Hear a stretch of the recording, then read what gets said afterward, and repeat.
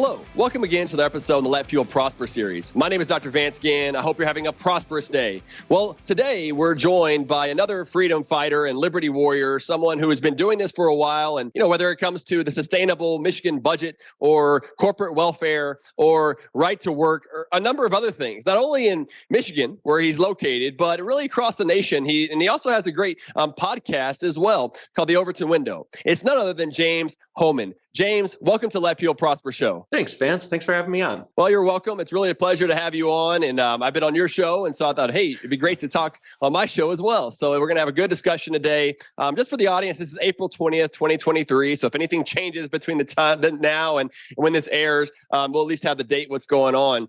So let me go ahead and give you your bio for the audience, and then we'll just jump right into it. So James Hohman is the Director of Fiscal Policy at the Mackinac Center for Public Policy. He holds a degree in economics from Northwood University in Midland, Michigan. He hosts the Overton Window podcast, and he's just been doing a lot of great work for a number of years. So I'm really glad to have him on the show. So like I do with all guests, James, what motivates you to do what you do each and every day? So that's a tough question. When it comes down to it, like you've got to ask yourself, why do some ideas resonate with you and others do not? So when you're starting to get your ideas, when you're starting to understand your own worldview, like why do some things speak to you? And so I was fortunate enough where I had read some things that really told me something like, yes, this is exciting. This helps me understand the world. This helps me provide some insights. And so some of those were the Freeman from the Foundation for Economic Education. One of my freshman textbooks was actually a combination of essays from that. So you were checking out iPencil when you're a teenager. And on top of that, it was really neat. Like this textbook that we were dealing with had some essays from Lawrence Reed. And I had kind of heard about him before. And it turns out that he was the head of a think tank that was in my college's town. And one of my professors, he was a great guide to help me understand these, was named Professor Dale Haywood, who's an interesting person by himself. He's got his 12-cell matrix. Check that out online. It's a very useful framework to help understand these ideas. And he was actually attended one of von Mises's seminars at New York University. And so he had been engaged in free market ideas for a long time and really worked to try and help people understand these and get excited about them. And he recommended that I volunteer at the Mackinac Center, and I've kind of been here for the past 20 years. Wow. It's something to hear about the history of how things come together, where you meet someone, they set you in a direction, and then you just run with it. And how long have you been at the Mackinac Center now? Yeah, I started as a freshman in my college year, and that would have been 2002, so over 20 years. But what I've kind of found in my experience since then is that in addition to these ideas, which I hold, but not everyone does, I recognize that. I try to help people, help use this to be useful to help frame things that they might care about. And one of the things that I've found out that really animates me about public policy is that politics is filled with things that say they're one thing that are really another. And this is something that shouldn't be limited to just people with free market ideas. Like this should offend everyone. Every person in our republic should be concerned when our government policy, which is supposed to be about protecting the public interest, is used for to benefit someone's private gains. And you see this in economic development policy, which is not about developing the economy. It's about delivering favors to politically important people. You see this in alcohol control policy, which is not about protecting the public from alcohol's harms, but protecting the vested interest in alcohol distribution and sales. So these are things that motivate me, and that I hope I can help animate other people, even people who don't share my particular ideas about the importance of capitalism. Yeah, no, that's great, James. Thank you for that background. And it really shows, like in your work and the things that you do, that you've got this sound background of policy that are set with key principles that are keeping you moving forward when it comes to a free market perspective. I know the first book that really got me started, and I've talked about it before, but was Capitalism and Freedom by Milton Friedman. But it has been built on other works over time by Hayek, von Mises, as you mentioned, Thomas Sowell, and others. Given that you're podcast is called the Overton window. Is that another one, kind of another issue that really drives your thinking and how that comes out with Bastiat and others who have been talking about different things with the broken window fallacy and things of that nature? Mhm. Yeah, absolutely. So I first want to say what the Overton window is not, because it's kind of taken on its own a life of its own in the popular culture, and it's just a framework to help us understand whether our ideas are politically possible or not. It's not an argument of saying, like, look, if you want a tax cut of 5%, you really need to argue for a tax cut of 50% because that gives you room to negotiate. That's not how it works.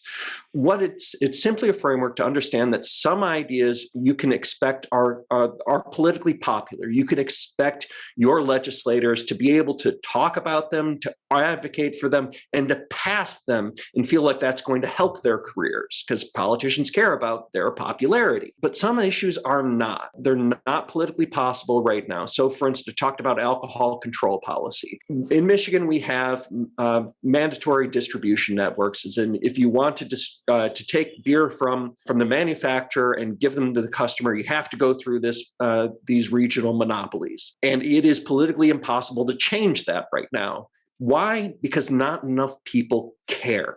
So the people who have these monopolies are entrenched interests. They're bipartisan contributors. They're politically important organizations, and the only way to get around that is to increase the public intensity. So the Overton window on this says, look, you can't just meet with legislators and say, these monopolies are bad business. You should vote against them.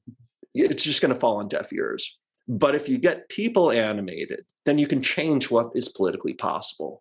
And so, that's an issue of concentrated benefits, diffuse costs. The way you get around that is by building intensity among the people who are bearing the costs. So I hope that's a way to use this framework for saying, look, that issue is outside of the realm of political possibilities, but that doesn't mean that it's a hopeless issue. It means that the way to have change, to make societal change on this subject, is not to talk to our politicians, it's to change people's hearts and minds. Yeah, no, well said there, James. And I think that the Overton window, the way that you put it on your podcast and talk about it, and the way that the kind of the movement is in public policy is using the Overton window a lot more. And I think what it's shown is that there are more opportunities for us to get things done that's heading into a free market direction, hopefully by using that Overton window. And have you seen that happen in Michigan? Because I know there's some big things that are happening in Michigan, maybe in the other direction right now. Maybe that's the political changes that are going on with the right to work laws. Maybe we could start there and what's going on in Michigan. Yeah, so let me talk about right to work. So yes. Right to work is this basic principle. It's following from American ideas of voluntary association, which says that if you work in a unionized workforce, you shouldn't have to pay the union as a condition of employment.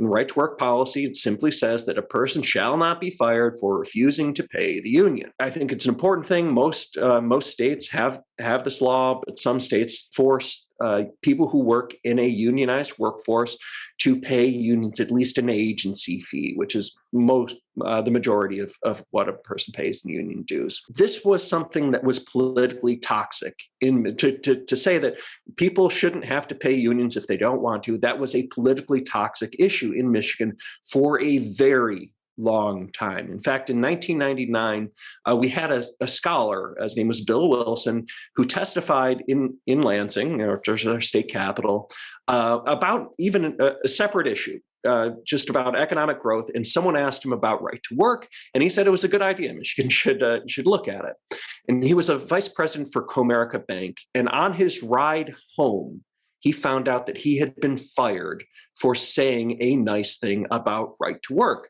because the UAW had a bunch of deposits with Comerica Bank, and they threatened to pull their assets. And they said, "Sorry, Bill, you're gone." I don't think unions could do that today, which means that something fundamentally has changed.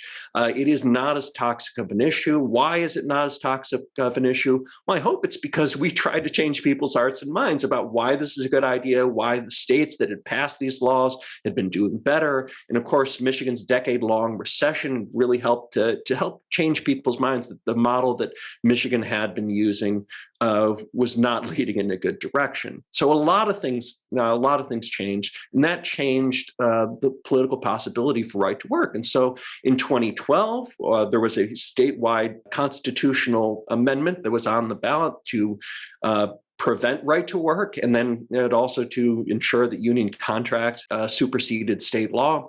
It was on the ballot. Voters rejected it. And legislators took that and said, okay, we just had a referendum on right to work. We had legislators and the governor was sympathetic to voluntary association, and they passed that law. And that's been law in Michigan for 10 years. And that was until earlier this year when new Democratic majorities in the legislature and our Democratic governor voted to repeal right to work. So what does that say about the political acceptability of this issue? It says that, one, it was clearly politically acceptable to pass right to work, and it was politically acceptable to get rid of right to work. Now, we're going to find out just how acceptable that is, because there's an election every 2 years, and that gives people a chance to vote for us. And on this issue, what drives me nuts about the people who repealed right to work is that they refuse to engage on the merits of the debate. As in, they said that this restores workers' rights. Well, the right that this restores is the right for workers to be fired for failing to pay unions. And so they've been dodging the issue. None of our Democrats campaigned on this issue, but people shouldn't have been surprised that union-endorsed candidates voted to ensure that people pay unions. And so we're going to possibly have this as a referendum on the upcoming election. I'm frustrated and annoyed by this, and I hope more voters will share in my righteous indignation. Well, I hope so too, James, because, I mean, look, y'all had a decade there, probably seen some changes. I'd like to hear maybe some about what the effects were kind of on the labor market, maybe the economy. But, Michigan, when I think of Michigan, I think about the United Auto Workers, the UAW. I think about Detroit and the manufacturing that's been going on there for so long. And there has been some of this discussion about, not even discussion, but just economic data of some of those companies are starting to move south. A lot of them to where I live in Texas. Some manufacturers are moving to Texas, other places. Some of the states like Texas is also a right to work state, but you also don't have an income tax and other types of lower tax policy or lower taxes overall, which is helpful. But I wonder, kind of during that decade period, did you see any sort of huge differences in the labor market of what was going on there in Michigan? All right. To understand what's going on in Michigan, we got to go, Michigan's modern era starts in 2000. The state had been riding that auto industry high for a very long time. And although it's kind of nowhere, that's not really where Michigan's job growth came from, but we weren't losing tons of jobs in auto industries until the year 2000. And Michigan went through a decade-long recession, as in, we're still not back to as many jobs as we had in 2000. And that really mattered to people, because it's just a very different feeling in a state when you're not growing. And Michigan wasn't for a very long time, but it kind of the state hit its valley in 2010. We started having better policy starting in 2011. Some Republican trifecta. They passed a lot of good legislation, right to work being one. We passed important business tax cuts. We just did a lot of important reforms here in the state of Michigan, even on regulatory issues. Like, we had a requirement that any additional environmental regulations were no more strict than federal laws. So a lot of little things. And Michigan was starting to grow again. That was nice to see. That was good to see. And then the pandemic happened. And this is something that I think is underappreciated right now, which is just how much the decisions that governors made in 2020 about the pandemic affect their recoveries right now. And you can see this clearly in the data, is that every governor forced some businesses to shut down. Some governors forced more businesses to shut down than others. Michigan's governor, Gretchen Whitmer, shut down more businesses than any other governor. We see this from Bureau of Labor Statistics data. And when you look at those decisions, they still matter to state bounce back, as in some states have fully recovered their jobs they lost during the pandemic, Texas being one of them. Michigan is not one of those states. It's still down, or it's the fifth weakest employment recovery. And a lot of that has to do with those decisions made in 2020. And it doesn't look like our governor is trying to improve the business climate for everyone to try and help us grow back faster. Yeah. Wow. No, thanks for that history too. Do you think some of the shutdowns, the time that it's taken to rebound, kind of allowed for that Overton window to open up some for them to repeal or basically overturn right to work? That's a good question. I mean, one of the things that is really tough, and like a lot of politicos spend a lot of time, is what do these elections mean, and what do they mean for policy? And when I look at the most recent election that we had, I wish that it was a referendum upon the governor's strict lockdowns, because those affected everyone in their homes quite literally. And this was their chance to voice their opinion about that. And it wasn't. It was about everything else other than the governor's response to the pandemic. And so, like, there was a lot of frustrations and a lot of mixed messages that were coming in.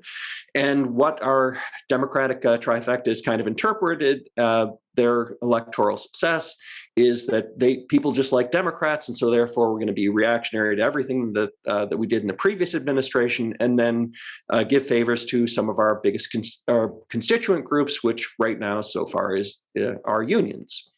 So we got rid of prevailing wage, they reinstalled prevailing wage requirements, which makes public construction costs more expensive without giving taxpayers a benefit for their extra expense, all sorts of little favors to the unions that are still being discussed. So I guess we're going to get another chance our voters are going to get another chance to say whether they like that or not coming up in 2024. And I hope that we can clarify that. I really hope, and again, like as another policy person, you probably share this hope, that our elections wind up, I hope that there are about policies and about the policies that our lawmakers are standing for, rather than everything else that kind of comes up in an election.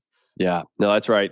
And, hearing that background, hearing the history, hearing some changes that are going on now, the next big thing that I'd like to talk about is kind of the eco-devo, economic development. And this has been big in Michigan. It's been big in Texas. It's been big in a lot of other states. Before we kind of get into the details of it, how do you like to describe economic development? Do you like to call it corporate welfare, taxpayer handout to big business, or how would you describe that in general for the audience? Yeah, what we're really dealing with on these policies that are branded as economic development, especially by its supporters, are not really about economic development, because economic development is about what are our economic trends? What are some policies that are going to help push the state in the right direction, or not? Are they going to be measurable? Like, what's their effect on GDP? Like, what is the state with and without these policies? What we're talking about on economic development policies that lawmakers discuss are something else. They're how much money should we give select companies? And so the way that I've tried to do this, I just say select business subsidies or select business favors, because they're not all subsidies. Subsidies is when you give money to someone, and sometimes economic development policies are that. Michigan's are like, we spend so much on business subsidies, but there are other things like tax abatements are select favors to some companies that allow them to pay less in taxes. And there's a whole suite of other things that we're talking about, or that economic development administrators are talking about when they're talking about economic development policies. Select business favors, select business subsidies. That's how I try to be as neutral as I can about that, while still driving the essential issue, which is, again, like, not whether we're going to develop the economy or not, but rather, are we going to give select companies favors and cash and other money? So that's kind of the way that I look at this. And when lawmakers are considering these extra subsidies, there's a couple of things that they're thinking about. For one, I think, the most important thing that they're thinking about is, can I use this for my political advantage? Like, that's That's an essential part of politics. You get there by getting elected, and you really care about getting elected. Is handing out select subsidies more of an asset or more of a liability? And around the country, lawmakers look at them as assets. And why do they look at them as assets? Because they allow them to drive headlines that, regardless of your economic trends, regardless of whether you're a state that's succeeding in this economic recovery or succeeding in this economic recovery like Texas, or failing in this economic recovery like Michigan, you can still drive the headlines to show that you're doing something about jobs. And that is politically important. That is something that lawmakers want, as in, I don't care how the economy is doing. Can I show my constituents that I'm doing something? And the biggest problem is that these don't do something. So economists use clever methods to look at these selective favors and say, are they driving business growth? Are they worth the cost? And sometimes they find positive effects. Most of the time, they find negative effects. But I think this is the most important thing. None of the time, and I mean none of the time, do they find large effects. So when lawmakers are talking about these programs, they're saying, we need to pass this subsidy so that we can compete for our economic future. And these programs cannot possibly deliver on that promise. So yes, let's take a good amount of skepticism about these programs. Let's understand them for what they are, and let's call out our lawmakers when they're boasting about things that they cannot possibly accomplish with the favors that they're handing out. Yeah, well put, James. And when you're thinking about this, in Texas, there's what's called Chapter 313. It was a property tax abatement for businesses that move into specific areas that are given out by the school districts, independent school districts, that reduce their tax liability on property taxes. They had to create a certain number of jobs and things of that nature as they went through the application process before they were approved by the comptroller and all that. And that's the one area where Texas is a little uncompetitive, right? Right. Property taxes. Yeah, we got a pretty burdensome property tax system. Tax Foundation ranks it the 6th most burdensome for homeowners across the country. Even if you look at the state business tax climate, I think we're 13th or 14th worst in the nation, for businesses as well. So there's something to be empathetic about, to saying, look, we have a high property tax burden, but we should be lowering property taxes, not giving handouts. And that's what has been going on for so long. The other part of this, the research shows, is that a lot of these businesses were already going to move there anyway. So a lot of the property tax abatements, Chapter 313, were given out to renewable energy companies, wind, solar, where we have a lot of wind out in West Texas. We got a lot of sun, so solar companies. So they were going to probably come here anyway. That's kind of what the research shows. And it also goes to a lot of bigger businesses. That makes it uncompetitive, or smaller businesses. It makes it more difficult to compete with those larger businesses who are getting the handouts in the process. And of course, if they don't reduce spending, then the burden is just shifted to everyone else. So we all pay for it in the process. And so with this Chapter 313, it actually expired. They had a session in 2021. They tried to renew it. It ended up failing. They didn't pass it, which is a good thing. I was working hard against it. And so Chapter 313 expired in December of 2022.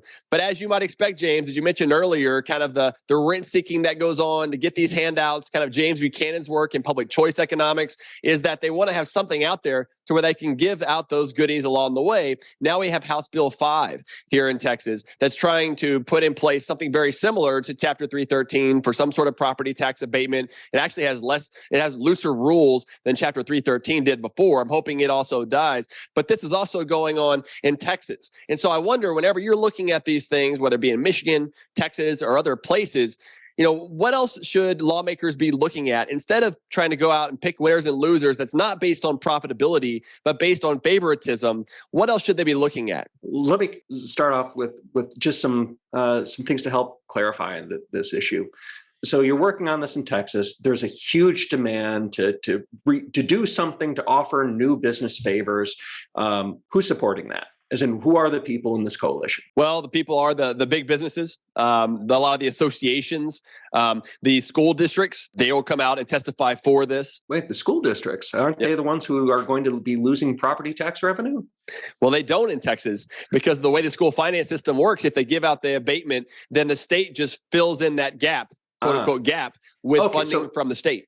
So it's the school districts that gets to hand this out. Correct. All right. and then I assume that you probably have a bunch of local economic development agencies who want more of this. That's right. So I hope that you will notice that the coalition is exclusively made up of the people who get to hand out more favors and the people who get to collect them. And the obvious self-interest on this issue should be apparent to anyone who looks at it. As in, obviously, people want more power and they want more favors. And they want to be able to hand out more favors. And the question that our lawmakers should be having is, what good are we trying to accomplish with these favors? And so, like, one of the things that I can do that I would recommend, but it's never going to fly because the subsidy programs are fundamentally about handing out favors and collecting favors. But if they were about economic development policies, you would have required economic development targets. As in, you can model where you think Texas is going to go, and you can model it with and without these incentive programs, without these selective favors. And you can put that into statutes to say, look, we want this to be an economic development program. We want this to have broad economic benefits. We can model this. We can put this. We can have performance target, and we can measure it against economic growth. And that will never fly because these things are fundamentally not about growing the economy. I would love to try and write one of these things because I think it would focus on getting at least supporters to try and acknowledge what possible effect they could have on economy. Because, like, look, they don't believe me when I say these things don't work. But if they believe that they work, they have to work in some way that's measurable in the economy, and you can put that into statute. But really, what I would like to see lawmakers more focused on is that there is some political calculus where they feel like they have to get in this game of offering selective favors because other states do too. And that's mostly true. There are some states that their favors are kind of mild. And then you have states like Michigan where we offer hundreds of millions of taxpayer dollars to select companies that are well and beyond anything that any other state is offering right now. But states can get together and say, this is not how we want to compete with each other. We don't want to offer the biggest package of favors. We want to compete over the things that matter. And interesting, there's a good cross ideological, like everyone believes this, as in like progressive Democrats and free market Republicans don't want to compete over who can offer the biggest subsidies. We want to compete, and we have different ideas over what is effective at growth. With friends on the left who think that the quality of life and government services are the most important thing, and people on the right think it's the business climate that really matters. But let's have that conversation. Let's have those experiments. Let's see which one works, because these subsidies clearly do not. But states can get together with each other to agree to stop. There's an interstate compact to do this. It's kind of a long shot. I'm trying to build up interest in this because it leverages that excuse that lawmakers have. And it's somewhat justifiable. They need to offer these because everyone else does, but they don't have to if they all agree to stop. Yeah, no, that's right. And I hope you're successful in that. I know you've been working on this for a while with that compact. I think that's a good idea. Hopefully more states will join in, because that is important, because ultimately nothing is free, right? There's no free lunch, if you will, no free abatements or subsidies to these businesses. There's going to be a cost, and it comes at the cost of taxpayers in the process. And if more states would stop doing this, we could get rid of this nonsense and actually have lower taxes, less spending, sensible regulation. I really we've talked about that as being the Texas model of why so many businesses and people want to come to Texas. And it's like, well, why do we have these handouts to begin with? There's also the enterprise fund that the governor has access to that can hand out, going back to specific ribbon cutting events that we don't need in Texas or other places. And kind of finishing off here, James, you have the sustainable Michigan budget that, we've worked together now for a couple of years, and it kind of ties together with what we've talked about so far to make sure that spending is in check. We got regulations, kind of labor market regulations with right to work. We've got taxes with these corporate welfare sort of initiatives or economic development, and then the budget.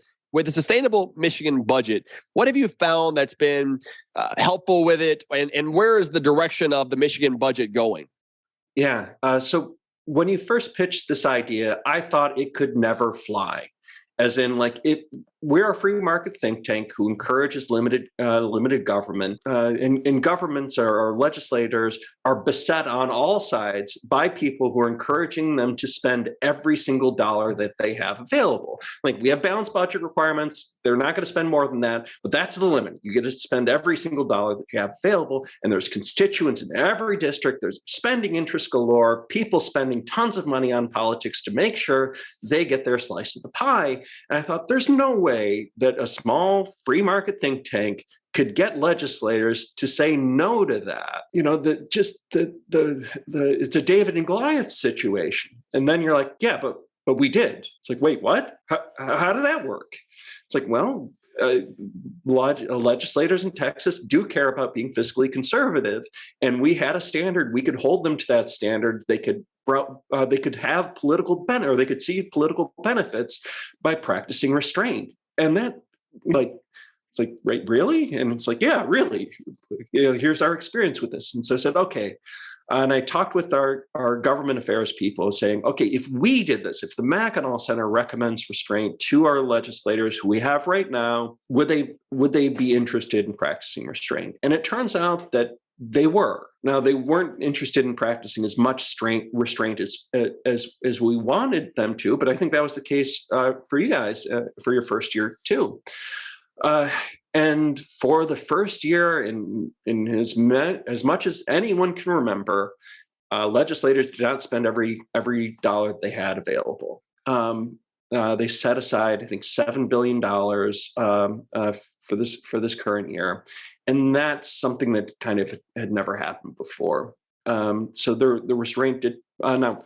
There's all sorts of political incentives that are going on there. So, I mean, Michigan, like a lot of other states, were making money hand over fist, but they practiced restraint. That was good for them. And unfortunately, when they lost the election afterwards, it stopped them from being able to put a lot of that money to paying down debt or to lowering taxes, but to legislators who are not interested in that. Their new Democratic majorities do not seem to be as interested in restraint as the previous Republican ones. And so we're going to see how this all plays out in the upcoming year. But I think, especially right now, it is vital for lawmakers to practice restraint. Revenues are not coming in like they were over the past couple of years. They're finding out that revenues are, in fact, limited, and that the state will be in a much better position if our lawmakers ensure that the growth going forward remains sustainable. And we are the people who hold that record for what it means to be sustainable, and I'm interested in seeing how this is going to play out. Yeah, no, that's great. And just for the audience real quick, is that the Sustainable Michigan Budget is just a growth rate where you limit the maximum amount of that's going to be appropriated by population growth plus inflation. Just a simple rate that allows for you to better meet the average taxpayer's ability to pay for government spending. It's something that started to we did in Texas with a conservative Texas budget. And then now I'm working with 12 other states now. And so I'm hoping that this will continue. And it's been great to work with you on this, James, and seeing some of the benefits that it's being provided. And you're right. Sometimes you don't see it initially, but it's about defining the narrative about sound, prudent budgeting, in this case, sustainable budgeting, that allows for you then to not only rein in government spending, but then also rein in taxes. And this starts to change the narrative out there. So I love the way you put that, is they used to spend every dollar they had. Now there's actually extra money. And I think that's a part of this whole process there. So as we're wrapping up here, James, are there any last words that you'd like to share with the audience? So Michigan has a unique opportunity for growth right now. If you look around the country, and yes, Texas is growing, but the fastest growing states in the union are Utah and Idaho. Why? Well, they have good policies, but they also have good policies and are close to California, which is self-imploding through a lot of public policy failures. And so the people who are trying to find better opportunities are finding them in Utah and Idaho. We've got that same situation with regards to Illinois right now. Again, it's a big state, and they are self-imploding due to policy failures. And I would love for Michigan to be a magnet for the people fleeing Illinois right now. And unfortunately, our our lawmakers do not seem to be noticing that unique opportunity that we have. We really need to be a business-friendly place, and they're saying, no, we don't need to do that. We just need to subsidize select firms as an alternative to a growth strategy. And I think we're missing a huge opportunity to finally be the place that attracts other people, that's a thriving and more prosperous state. I would like to see that. We're advocating for it. We're trying to develop this because Michigan's falling behind in a time when it has an enormous opportunity. Yeah, I think that's right, James. Well put. Thank you for all the work that you're doing. And with you and others that are there at Mackinac, I think that Michigan has a bright future ahead. We just got to keep that Overton window moving in the right direction. And I know that you're working on that each and every day. So thank you, James, for being here today on the Let People Prosper show. God bless you and your family. Yeah, thank you, Vance. Thanks for having me on. It was fun. Yeah, it was a lot of fun. And for the audience, I hope you enjoyed our discussion today. If you did, please leave us a 5-star rating and don't forget to subscribe and share with your friends and family and others that are around that might like this show as well. So until next time, let people prosper.